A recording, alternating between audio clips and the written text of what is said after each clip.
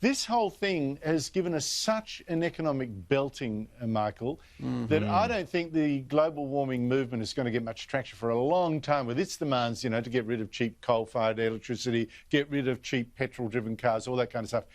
That might explain a complaint last week from the teenage god of global warming, Greta Thunberg, who seems to feel a sudden lack of relevance. She told Swedish radio she'd been used. What a shock. I never saw that coming. That presidents, prime ministers, she said, kings and princesses had seen the chance that they could take a photo with me with their Instagram account, and then the hashtag Save the Planet seemed as if they'd forgotten for a moment to be ashamed that their generation had let future generations down. And she's right, you see. She was used as a prop, wasn't she, Michael? By princes, presidents, prime ministers, politicians of all kinds, European Union, French Parliament, UN. I don't think she realised, though, she didn't create them, they created her. They did indeed, although, if you remember, Trump walked straight past her at one of those conferences. He didn't, if you remember that footage. But look, Andrew, in relation to the broader picture, I think there's now increasing worldwide cynicism about models trying to predict things 100 years into the future. I mean, don't forget, mate, it was only 2 or 3 months ago when the Deputy Federal Chief Health Officer, Paul Kelly, gave that prediction of 50 to 150,000 deaths in Australia without intervention. What are we now on, 103, 104? And he said the death rate was, he said, do the maths, the death rate 1%. Now, this is the Deputy Chief Health Officer, 1%. It's actually 5%. There are 10 million cases around the world, 500,000 deaths. So here's the guy in the know who said the death rate's 1%. He was out by whatever you call it, 500%. It's 5%.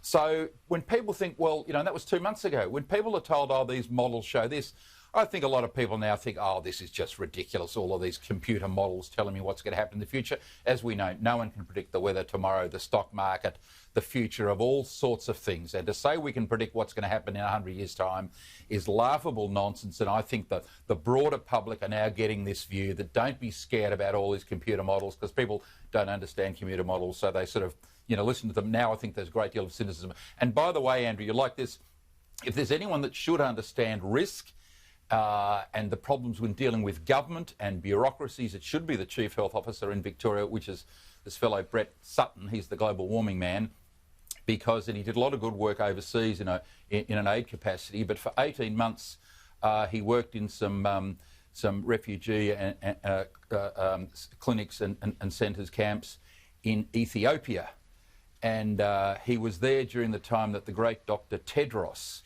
was the health minister of Ethiopia and 6 and 7. So what I'm saying is he should have known, dealing with government acts of terrorism, all the things that happened in Ethiopia. He should have those experiences in mind. Not quite relevant to here, but he should know about dealing with government. I want to pick up on your thing. Michael Costa, that's exactly correct. Tim Flannery is writing a book, for instance, what we've learned from the COVID-19 crisis and where we, you know, how we can apply it to global warming. Now, if he had some nous, he would actually admit the answer is the same with both problems. The modelling is way out, is far too alarmist, and politicians are panicked by the alarmist stuff and prepare for the worst case, make a bad situation worse. Well, Andrew, I didn't hear you right. Is he writing a comic book? That's about all I'd think would be appropriate. I mean, you know, so many dud predictions. I just can't take him seriously. But look, in terms of the modelling, I don't think it's... I mean, what you say about the modelling is absolutely right. You know, there's epidemiological models only have a few variables and they can't get it right. Global warming models and economic models, for that matter, have, you know, dozens and dozens of variables, so the chance of them getting it right is pretty low. But I think this is a different issue. I think what they've done is, because they've focused on something like this virus and the alarmism around that, and it's, you know, not coming to fruition, they've actually challenged alarmism in a subtle way. People are not so much sceptical of models, they're sceptical of government and authority being able to you know, produce a particular I think that's right. Set of explanations, not models. It's more the loss of confidence. And I would add one more thing. I think you're right to say the parallels aren't exactly.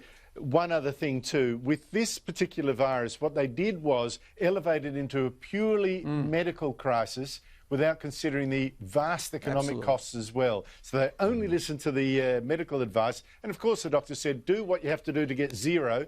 But but it's much more complicated than that, and we're paying for it now. Michael Costa, Michael Kroger, thank you so much for your time. Thanks, Andrew. Cheers. Thanks, Andrew.